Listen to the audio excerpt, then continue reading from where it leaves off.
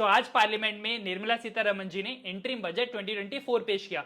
तो पहले मैं क्लैरिटी दे दूं कि इंटरिम बजट और नॉर्मल बजट में क्या फर्क होता है कि जब भी लोकसभा के इलेक्शंस होते हैं हर 5 साल में, तो उस वाले साल 1 फरवरी को नॉर्मल बजट की जगह इंटरिम बजट पेश किया जाता है। क्योंकि आपको ही पता है कि मई में जब इलेक्शंस होंगे तो शायद अगर सरकार चेंज हो जाए तो जो गवर्नमेंट 1 फरवरी को बजट प्लान करती है वो सारा बजट चेंज करना पड़ेगा अगर नई सरकार आ जाती है। दैट इज वाई जब भी लोकसभा इलेक्शंस होते हैं तो उस समय नॉर्मल बजट की जगह इंटरिम बजट पेश किया जाता है, जो कि अगले 2-3 महीनों के लिए वैलिड है। और उसके बाद इलेक्शंस के बाद दोबारा बजट आएगा, अगर नई सरकार आती है तो उसके हिसाब से, या फिर एग्जिस्टिंग सरकार है तो वो भी अपने अकॉर्डिंग एक फिर नए टर्म के अकॉर्डिंग एक नया बजट पेश करेगी, बट वो इलेक्शंस के बाद है। बट अगर हम आज की बात करें तो गवर्नमेंट का किस सेक्टर की तरफ ज्यादा फोकस है हम उसकी बात करेंगे। और मैं और मेरी टीम ने पूरा बजट देखा, हमने पूरी डॉक्यूमेंट रिपोर्ट भी पढ़ी, उसके बाद हमने एक छोटा सा स्निपेट बनाया, एक समरी बनाई है इस पूरे एंटायर बजट की।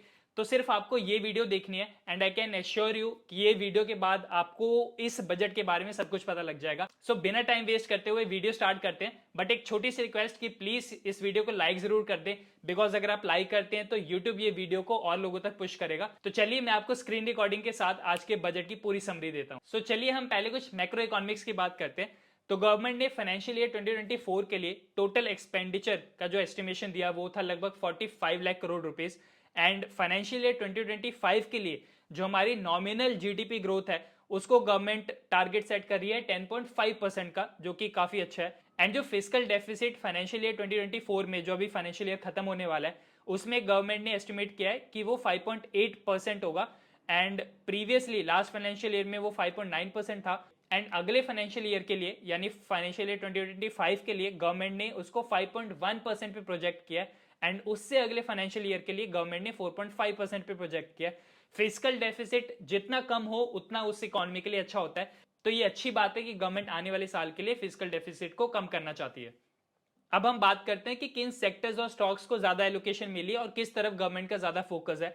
आपको ही पता है कि इंडिया बाहर से ऑयल इंपोर्ट करता है जो हमारी इकोनॉमी के लिए काफी ज्यादा नेगेटिव है। एंड क्योंकि इंडिया में हर टाइप का वेदर अवेलेबल है, हर टाइप का टेरेन अवेलेबल है, इसलिए गवर्नमेंट रिन्यूएबल एनर्जी पर ज्यादा फोकस्ड है। मोदी जी ने अयोध्या राम मंदिर के इनोग्रेशन के बाद अनाउंस किया था कि वो 1 करोड़ घरों के ऊपर सोलर पैनल लगवाना चाहते हैं। एंड आज बजट में थोड़ी क्लैरिटी आई।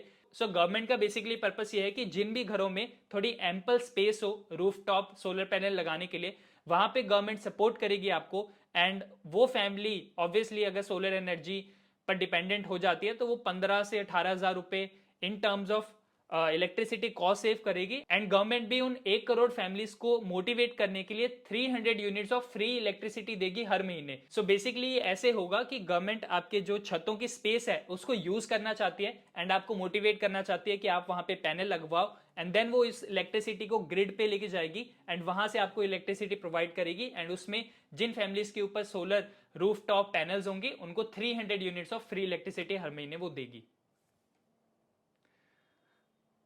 अब अगर हम इससे रिलेटेड सेक्टर या स्टॉक्स की बात करें तो ये लिस्ट ऑफ स्टॉक्स हैं, आप इनका स्क्रीनशॉट लेके इनको फर्दर एनालाइज कर सकते हो।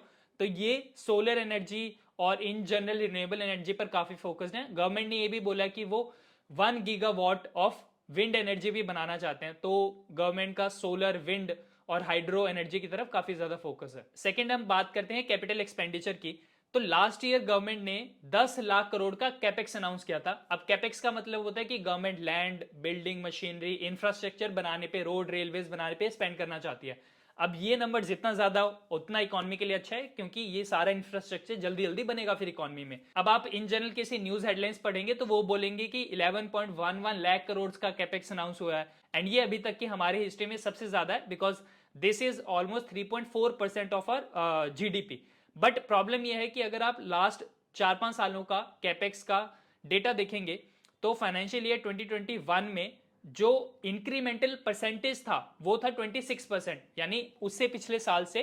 और फाइनेंशियल ईयर 2021 में गवर्नमेंट ने 26% का कैपेक्स बढ़ाया था। उससे अगले साल में ऑलमोस्ट 40% का, उससे अगले साल में 24% का, एंड फाइनेंशियल ईयर 24 में 36% का। बट फाइनेंशियल ईयर 2025 के लिए जो कैपेक्स है वो इन टर्म्स ऑफ वैल्यू यानी 11.11 लाख करोड़, तो वो वैल्यू के टर्म्स में ज्यादा है, but percentage increase from the previous year वो काफी ज्यादा कम है। सो आई गेस इस बार जो कैपेक्स में 11.11% का इंक्रीज है वो इन टर्म्स ऑफ परसेंटेज बाकी सालों से कम है, जो कि एक नेगेटिव पॉइंट है। बाकी गवर्नमेंट मैन्युफैक्चरिंग की तरफ काफी फोकस्ड है, इसलिए उसने 1 लाख करोड़ का एक कॉर्पस अनाउंस किया है, जिसको वो इंडस्ट्रीज में और स्टेट्स को ऐसे डिस्ट्रीब्यूट करेंगे at almost no interest cost for the next 50 years. तो ये बेसिकली हेल्प करेगा इंडिया के आगे टेक्नोलॉजी और मैन्युफैक्चरिंग इंप्रूव करने के लिए। एंड अगर आपने फाइनेंस मिनिस्टर की स्पीच सुनी हो तो वो घर बनाने के ऊपर काफी ज्यादा फोकस्ड है। 2 करोड़ घर बनाए जाएंगे, उन्होंने ये भी अनाउंस किया, इसलिए उसके रिलेटेड काफी ज्यादा बैंक्स, एनबीएफसीज और काफी ज्यादा इंसेंटिव्स आने वाले हैं इस बजट में, ताकि अफोर्डेबल हाउसिंग को प्रमोट किया जा सके एंड लोग लोन्स वगैरह इजीली ले पाए ताकि वो अपने घर वगैरह बना पाए। देन अगर मैं स्टॉक मार्केट के पर्सपेक्टिव से बात करूं तो गवर्नमेंट ने एक स्कीम निकाली है जो कि सी फूड सेक्टर के ऊपर काफी ज्यादा फोकस्ड है। एज ऑफ फाइनेंशियल ईयर 2023 में हमारे सी फूड एक्सपोर्ट्स थे 63,000 करोड़, बट गवर्नमेंट उसको 1 लाख करोड़ तक लेके जाना चाहती है। इसलिए जो भी सी फूड सेक्टर की कंपनीज हैं उनको ज्यादा बेनिफिट मिलेगा इस बजट से। एंड ये हमने अपने इंस्टाग्राम रील्स में 1 महीने पहले ही कवर किया था कि जो भी ये सी फूड सेक्टर के स्टॉक्स हैं ये लाइमलाइट में आ रहे हैं, बिकॉज गवर्नमेंट एक्सपोर्ट्स पुश करने में ज्यादा फोकस्ड है। तो ये जो आज बजट में ऑफिशियली अनाउंस भी हो गया, तो ये कुछ सी फूड सेक्टर के स्टॉक्स हैं, इनको आप फर्दर एनालाइज कर सकते हो। अभी आप स्क्रीनशॉट ले लो। एंड जैसा ऑलरेडी हमारी बात हुई कि गवर्नमेंट ऑयल इंपोर्ट को कम करना चाहती है, तो उसका ऑल्टरनेटिव ऑब्वियसली रिन्यूएबल एनर्जी है, प्लस वो इलेक्ट्रिक व्हीकल्स के ऊपर ज्यादा फोकस्ड है। तो इलेक्ट्रिक व्हीकल्स तो गवर्नमेंट के रडार में लास्ट 2-3 सालों से हैं, एंड इस साल भी इलेक्ट्रिक व्हीकल के इंफ्रास्ट्रक्चर को इंप्रूव करने की बात की गई है। बाकी ये कुछ गवर्नमेंट स्कीम्स हैं कि आयुष्मान भारत का टारगेट है कि वो इतने करोड़ रुपए स्पेंड करेगा, एंड सेमीकंडक्टर इंडिया में मैन्युफैक्चरिंग हो उसके लिए स्पेंडिंग बढ़ाई जाएगी, ताकि चाइना के ऊपर जो हमारी डिपेंडेंसी है उसको हम कम कर सकें। एंड जैसे हमने ऊपर मैन्युफैक्चरिंग के लोन्स की बात की थी, वैसे ही स्टेट्स, जो हमारी स्टेट्स हैं, उनको भी गवर्नमेंट इंटरेस्ट फ्री अगले 50 सालों के लिए लोन्स देगी। एंड ये ऐसा इसलिए किया जा रहा है ताकि इंडिविजुअल लेवल पे भी स्टेट मैन्युफैक्चरिंग की तरफ फोकस्ड हो और हमारे पूरे इंडिया का एक कॉम्प्रिहेंसिव ग्रोथ हो सके। एंड इस बजट में बड़ी एक इंटरेस्टिंग बात हुई कि फाइनेंस मिनिस्टर ने लक्षद्वीप का भी नाम लिया और अयोध्या राम मंदिर का भी जिक्र किया। तो गवर्नमेंट डोमेस्टिक टूरिज्म के ऊपर काफी ज्यादा फोकस्ड है, क्योंकि आपको ही पता है कि इंडिया इतनी बड़ी कंट्री बन चुकी है एंड लोग अभी मिडिल इनकम कैटेगरी से हायर मिडिल इनकम और रिच कैटेगरी में ट्रांसफर हो रहे हैं। एंड गवर्नमेंट नहीं चाहती कि आप मालदीव जाएं, दुबई जाएं या फिर बाहर जाके शादी करें। इसलिए गवर्नमेंट चाहती है कि जो भी इंडियन लोगों का ही पैसा है वो इंडिया में ही खर्च हो, ताकि एम्प्लॉयमेंट जनरेट हो, हमारी जीडीपी भी बढ़े, और जो भी पैसा हम जनरेट कर रहे हैं वो इंस्टेड कि वो बाहर जाके खर्च हो, वो इंडिया में ही खर्च होना चाहिए। इसलिए डोमेस्टिक टूरिज्म पर काफी ज्यादा फोकस्ड है। एंड डोमेस्टिक टूरिज्म में ये सारे कुछ स्टॉक्स हैं, एंड ये स्टॉक्स ऑलरेडी काफी ज्यादा रैली कर चुके हैं जब से हमारा मालदीव और लक्षद्वीप का वो जो इंसिडेंट हुआ था। बाकी इस इंटरिम बजट में डिफेंस सेक्टर और रेलवे सेक्टर को भी काफी ज्यादा एलोकेशन मिली। आप ये नंबर्स देख सकते हैं कि 6.2 लाख करोड़ और रेलवे को 2.55 लाख करोड़ मिला। एंड ये किसी भी डेवलपिंग इकोनॉमी के लिए बहुत ज्यादा इंपॉर्टेंट है। रेलवे के ऊपर तो आपको पता है कि गवर्नमेंट बहुत ही ज्यादा बुलिश है।